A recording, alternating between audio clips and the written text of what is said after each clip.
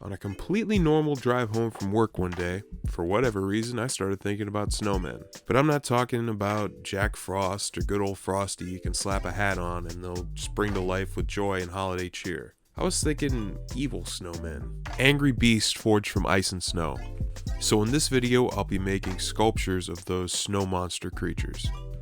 So instead of going the sculpey and foil armature route, I'm going to be using random supplies I had on hand to keep this project quick and relatively cheap. The only thing I bought for this project was some plastic ornaments of varying sizes from the Dollar Tree, for a total of about $5. I cut up the ornaments so they would fit together better with less gaps to fill later, and they got hot glued to bases I cut from a cheap plastic no parking sign I had. I went with plastic because it's sturdier and less likely to warp compared to cardboard. I experimented with different proportions and configurations to deviate from the typical 3-sphere snowman. To flesh out the forms, I used some leftover air dry clay I had sealed airtight with a strip of duct tape. One drawback of air dry clay is that it's more difficult to get fine detail with compared to polymer clay. I used water and a color shaper tool to smooth the clay and remove fingerprints. The water also helped keep the clay from drying out and getting crumbly.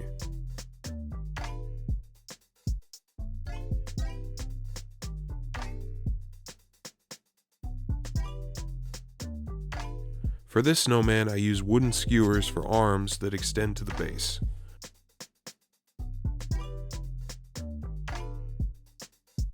I also should have probably covered the entire figure with clay, because once it dries, all the pieces fall right off.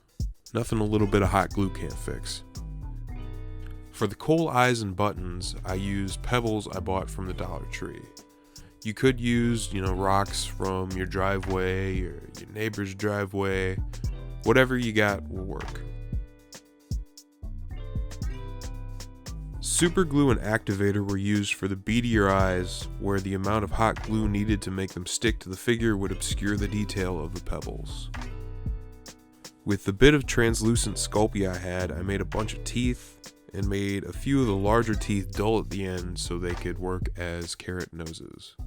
And the teeth were attached with hot glue.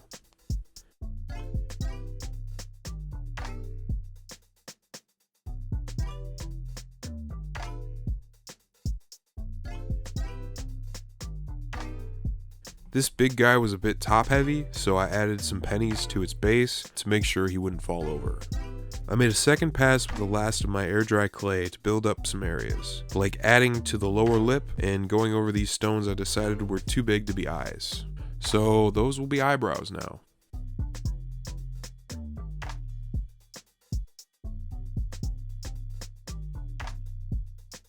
Now is where things are going to get a little bit messy. I suggest putting down freezer paper and using gloves. I'm using Gorilla Glue to add more dimension and drips to the snowmen to achieve a sort of melting effect. Water is supposed to aid in adherence and curing, so I put glue and water in a small cup so it starts to foam up before I apply it to the figures. I work in small batches, covering the transitions between clay, hot glue, and the plastic ornament, tying the plastic base in with the rest of the figure, and adding a bit of visual interest in otherwise empty areas. I thought this big guy could use some tree branch arms. They were made from floral wire and hot glue. I learned how to make these from watching Mel the Terrain Tutor's videos, and I'll link to that specific video in the description below. Once the Gorilla Glue is fully cured, I move on to painting. I would normally give these guys a quick prime with spray paint, but the temperature outside is in the single digits. I thought I'd try this white gesso to see if it works better than just using white paint. At least for this application, there's not a major difference. After they're painted white, it's easier to see problem areas, which are mostly voids in the Gorilla Glue where the foam bubbles popped. To fix these and tie the whole figure together even further, I use a bit of cheap, paintable quick seal. Water helps smooth it out and keep it from sticking to your fingers. You should also probably use gloves for this too.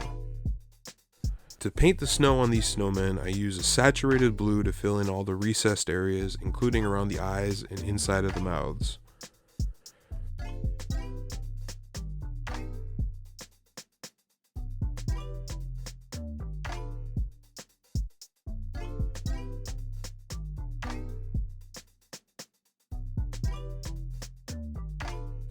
Then I dry brush a very light blue over the raised areas.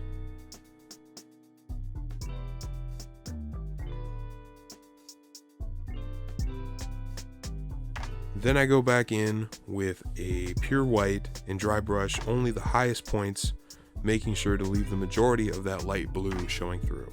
Makeup brushes are great for dry brushing, by the way. The carrot noses are painted orange and lightly covered with a brown wash.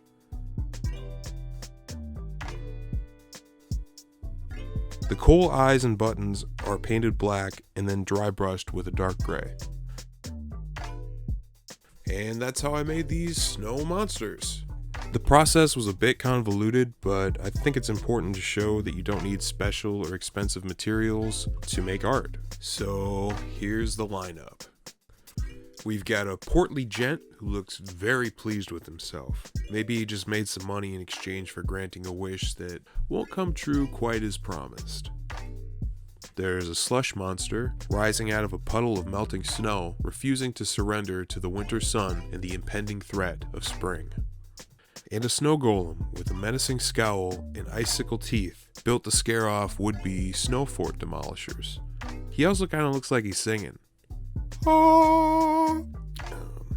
Anyway, and their normal, well-adjusted friend.